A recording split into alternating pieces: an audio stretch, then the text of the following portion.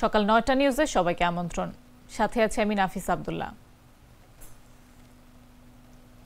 অন্তর্বর্তী সরকারের প্রধান উপদেষ্টার কাছে জুলাই সনদ বাস্তবায়নের রূপরেখা জমা দেওয়া হয়েছে বলে জানিয়েছেন জাতীয় ঐকমত্য কমিশনের সহসভাপতি অধ্যাপক আলী রিয়াজ। এতে ৩টি ভাগে সুপারিশ তুলে ধরা হয়েছে, যা ধাপে ধাপে বাস্তবায়ন করবে সরকার। মঙ্গলবার রাজধানীর ফরেন সার্ভিস একাডেমিতে এক সংবাদ সম্মেলনে তিনি এই তথ্য জানান। অধ্যাপক আলী রিয়াজ বলেন, প্রথম ভাগে আছে এমন সুপারিশ যা সরকার অধ্যাদেশের মাধ্যমে অবিলম্বে বাস্তবায়ন করতে পারে। দ্বিতীয় ভাগে আছে এমন বিষয় যা সরকারি নির্দেশ বা অফিস অর্ডারের মাধ্যমে করা সম্ভব। এই দুই বিষয়ে রাজনৈতিক দলগুলোর মধ্যে কোনো ভিন্ন মত নেই বলেও জানান তিনি। তৃতীয় ভাগে সংবিধান সংশ্লিষ্ট প্রস্তাবগুলো ব্যাখ্যা করা হয়েছে। এগুলোর বাস্তবায়নে আইনি ভিত্তি তৈরি করতে এবং প্রক্রিয়া নির্ধারণে কমিশন দুটি বিকল্প প্রস্তাব দিয়েছে। তিনি বলেন, সরকার চাইলে একটি আদেশ জারি করে গণভোটের আয়োজন করতে পারে। সেই গণভোটে জনগণের মতামতের ভিত্তিতে সংবিধান সংস্কার পরিষদ গঠন হবে, যা নির্দিষ্ট সময়ের মধ্যে সংবিধানের প্রয়োজনীয় সংশোধন, সংযোজন ও পরিমার্জনের কাজ করবে।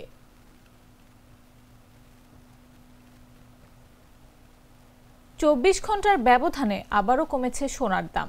বাংলাদেশ জুয়েলার্স সমিতি বাজুস জানিয়েছে, সবচেয়ে ভালো মানের বা 22 ক্যারেটের প্রতি ভরিতে দাম কমেছে 10,474 টাকা। এখন এক ভরি সোনার নতুন দাম 1,93,809 টাকা। স্থানীয় বাজারে তেজাবি সোনার দাম কমায় এই নতুন মূল্য নির্ধারণ করা হয়েছে। আগামীকাল বুধবার 29 অক্টোবর থেকে নতুন দাম কার্যকর হবে। এর আগে টানা 3 দফায় সোনার দাম কমানো হয়েছিল, ফলে 4 দফায় মোট কমেছে প্রায় 23,573 টাকা। 21 ক্যারেটের সোনার নতুন দাম 1,85,003 টাকা, 18 ক্যারেটের দাম 1,58,572 টাকা এবং সনাতন পদ্ধতির সোনার দাম নির্ধারণ করা হয়েছে 1,31,628 টাকা। তবে সোনার দামের পরিবর্তনের বিপরীতে রূপার দাম অপরিবর্তিত রয়েছে। 22 ক্যারেটের এক ভরি রূপার দাম এখনও 4,246 টাকা।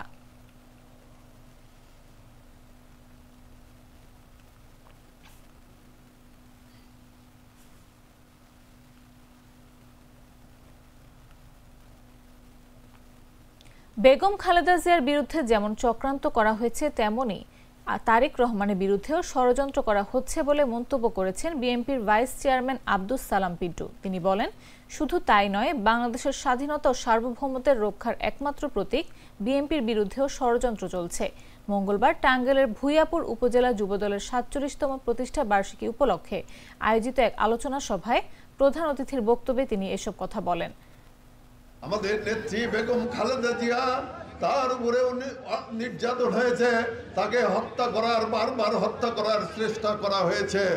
আজকে এই কথাগুলো আপনাদের আমাদের সকলের মনে রাখতে হবে। এই এত কিছুর পরে স্বৈরাচারের পতন হয়েছে, বাংলাদেশের মানুষ মুক্ত হয়েছে।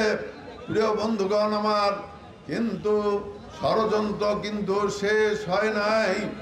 যে ষড়যন্ত্র করে 15 বছর তারা মানুষের ভোটাধিকার ছিনিয়ে নিয়েছিল, এই দেশের গণতন্ত্র ধ্বংস করেছিল, বাংলাদেশের স্বাধীনতা এবং সার্বভৌমত্বকে অন্যের কাছে বিক্রি করে দেওয়ার চেষ্টা করা হয়েছিল, সেই ষড়যন্ত্র আজকেও আছে।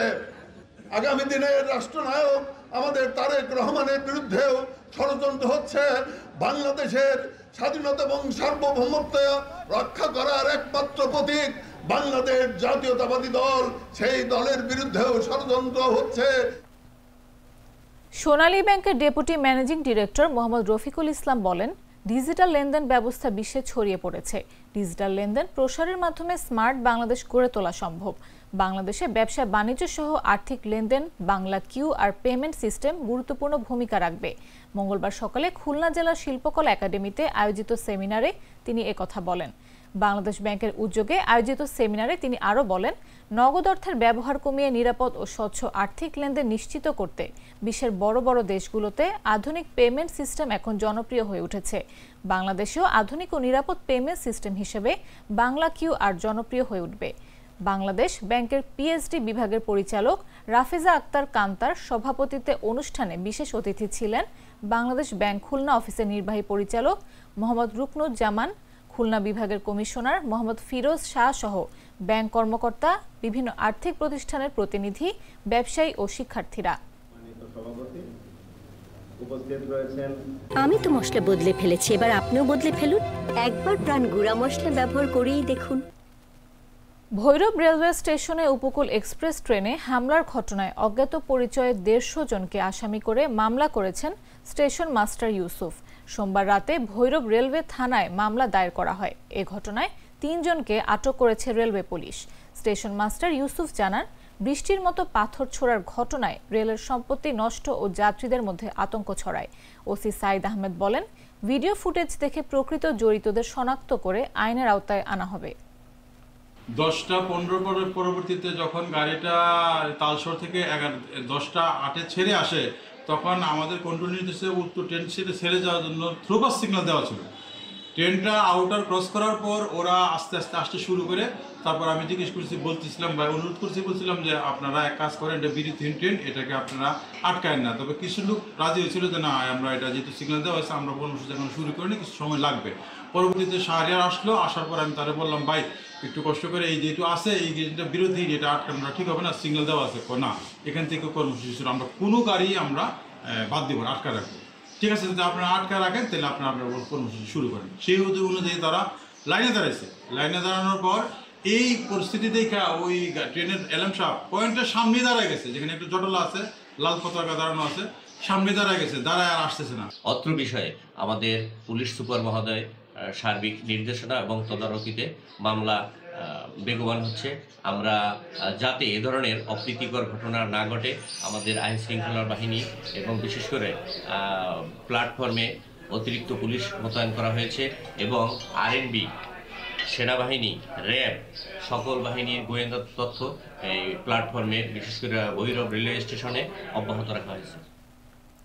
স্বাধীনতার 53 বছর পার হলেও টাঙ্গাইলের ঘাটাইলে চৌরাশ হরিণাচালা সড়ক এখনো পাকা হয়নি। প্রতিদিন হাজার হাজার মানুষ চলাচলে দুর্ভোগে ভুগছেন। বিশেষ করে বৃষ্টি ও বর্ষা মৌসুমে পরিস্থিতি আরও জটিল হয়ে যায়, এমনকি ভেঙে যাচ্ছে বিয়ে। এদিকে জনপ্রতিনিধির আশ্বাস মিললেও মিলছে না সঠিক সমাধান। বিস্তারিত জাগরিস রিপোর্টে। বৃষ্টি হলেই সড়কে কাদা, চলাচলে দুর্ভোগ মানুষের, অ্যাম্বুলেন্সও পারে না পৌঁছাতে। এমনকি বেহাল রাস্তার কারণে এলাকায় বিয়ে ভাঙছে পাত্রপাত্রীর। বলছিলাম, দেওপাড়া ইউনিয়নের চৌরাশ হরিণাচালা সড়কটি দেশের অন্যতম গুরুত্বপূর্ণ গ্রামীণ সড়কটির কথা। ভোটের সময় প্রতিশ্রুতি থাকলেও স্বাধীনতার আগে নির্মিত সড়কটির কোনো উন্নয়ন হয়নি। প্রতিদিন 4 থেকে 5 গ্রামের হাজার হাজার মানুষ এখানে চলাচল করে।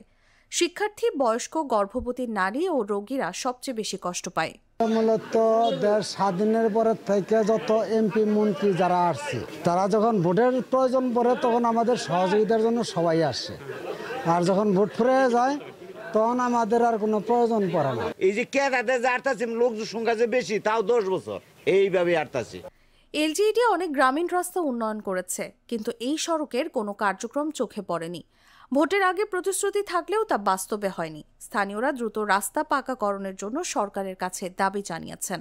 রাস্তাঘাটের জন্য মনে হয় আমাদের এদিকে খুব পরিস্থিতি খুব খারাপ, এবং যে স্কুলের প্লাইবান তারা যাইতে পারে না, তাদের জন্য খুব সমস্যা। যার কারণে স্কুলে বর্তমানে ওই প্লাইবানের হার কমে গেছে, ছাত্রর হার কমে গেছে। কারণে তারপরে বিয়া শাদির ব্যাপারে কইলেন, ওটা অনেক লোকে ওই রাস্তাঘাটের জন্য মেয়েও দিবার চায় না, ছেলে বিয়া করার গেলে পরে ওই একটা পরিস্থিতি, মনে করে রাস্তাঘাট নাই। ভোটের সময় আসে, মানে প্রতিশ্রুতি দিয়ে যায় আমরা রাস্তা করে দিব, রাস্তা করে দেয় না। অনেকগুলো লোক, আপনার হাজার হাজার লোক চলাফেরা করে, অনেক লোক হিসাব করে রাস্তাটা যদি আমাকে হইতো, মানে আমাকে এলাকাবাসীর। এদিকে রাস্তাটির সম্পর্কে ঘাটাইল উপজেলা প্রকৌশলী কোনো ধারণা নেই বলে জানান তিনি। সেই সঙ্গে স্থানীয়দের তার সঙ্গে যোগাযোগ করার আহ্বান জানান। টাঙ্গাইলের ঘাটাইলে চৌরাশ হরিণাচালা সড়কের বেহাল অবস্থা স্থানীয়দের জীবনে প্রতিদিনের সমস্যার কারণ হয়ে দাঁড়িয়েছে। উন্নয়নের দাবিতে তারা দীর্ঘদিন ধরে অপেক্ষা করছেন। তাসলিমা তিথি, জাগো নিউজ। দুধার চকলেটে একাকার হয়ে ওঠা প্রাণ লেয়ার সম্পর্কের মিষ্টি ম্যাজিক। জানাবো আন্তর্জাতিক সংবাদ।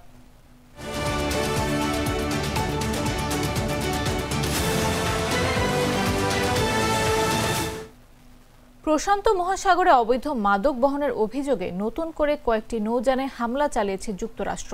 এসব হামলায় 14 জন নিহত হয়েছেন। হামলায় আহত হয়েছেন একজন। খবর আল জাজিরার। মার্কিন secretary of war Pete Hegseth যুক্তরাষ্ট্রের স্থানীয় সময় মঙ্গলবার সকালে সামাজিক যোগাযোগ মাধ্যম এক্সে এক পোস্টের মাধ্যমে এ তথ্য জানান। তিনি তার পোস্টে যুক্তরাষ্ট্র কর্তৃক এই হামলাগুলোকে জাতীয় নিরাপত্তার স্বার্থে করা হয়েছে বলে উল্লেখ করেছেন। এক্সে দেয়া এই পোস্টে তিনি লেখেন, ডিপার্টমেন্ট 2 দশক ধরে অন্যের ভূমি রক্ষায় ব্যস্ত ছিল। এখন আমরা আমাদের নিজেদের ভূখণ্ড রক্ষা করছি। তবে সমালোচকরা এ ধরনের হামলাকে বিচার বহির্ভূত হত্যা ও আন্তর্জাতিক আইনের লঙ্ঘন বলে অভিহিত করেছেন। তার পোস্টে হেগসেথ জানান, 3টি বিমান হামলায় চালানো হয়েছে সোমবার। তার পোস্টে সংযুক্ত একটি ভিডিওতে দেখা যায় পাশাপাশি চলা 2টি নৌকা, একটি ক্ষেপণাস্ত্রের আঘাতে নৌযান দুটিতে আগুন লেগে যাচ্ছে। তখন 2 নৌকায় মোট 8 জন ছিলেন। দ্বিতীয় হামলা চালানো নৌকায় আরোহী ছিলেন 4 জন ও তৃতীয় নৌকাটিতে ছিলেন 3 জন। তবে হামলাগুলোর মধ্যে কোনো নৌযান থেকে একজন বেঁচে যেতে সক্ষম হন তার পোস্টে উল্লেখ করা হয়নি। তবে হেগসেথ পোস্টে জানান, মেক্সিকান কর্তৃপক্ষ আহত ব্যক্তির খোঁজে উদ্ধার অভিযান চালাচ্ছে।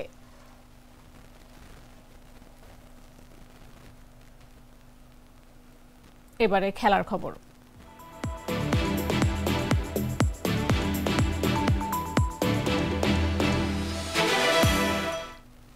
ফিফা থেকে আবারও দুঃসংবাদ বসুন্ধরা কিংসের জন্য। বাংলাদেশ প্রিমিয়ার ফুটবল লিগের 5 বারের চ্যাম্পিয়ন দলটি এবার ফিফার নতুন 3টি নিষেধাজ্ঞার মুখে পড়েছে। এর আগে সাবেক রোমানিয়ান কোচ ভ্যালেরি তিতের পাওনা না মেটানোর ফিফা আগস্টে প্রথম নিষেধাজ্ঞা দেয়। যদিও তখন ঘরোয়া লিগের দলবদল শেষ হয়ে যাওয়ায় তেমন প্রভাব পড়েনি। ফিফার রেজিস্ট্রেশন ব্যান পোর্টালে দেখা গেছে 23, 24 ও 28 অক্টোবর বসুন্ধরা কিংসের ওপর আরও 3টি নিষেধাজ্ঞা আরোপ করা হয়েছে। অভিযোগকারীর নাম জানা না গেলেও ধারণা করা হচ্ছে সাম্প্রতিক সময়ে ক্লাবের বিদেশি খেলোয়াড়দের বকেয়া পরিশোধ না করার কারণে এই সিদ্ধান্ত এসেছে। বর্তমানে বাংলাদেশ প্রিমিয়ার লিগের প্রথম লেগ চলছে।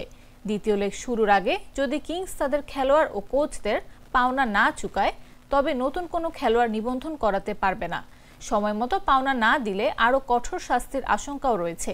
ফিফার তথ্যমতে বাংলাদেশের 3 ক্লাবের 8টি নিষেধাজ্ঞা কার্যকর আছে। এর মধ্যে 4টি বসুন্ধরা কিংসের, 3টি শেখ জামাল ধানমন্ডি ক্লাবের এবং 1টি সকার ক্লাব ফেনীর। তবে শেখ জামাল ও সকার ক্লাব ফেনী বর্তমানে ফুটবলে সক্রিয় নয়।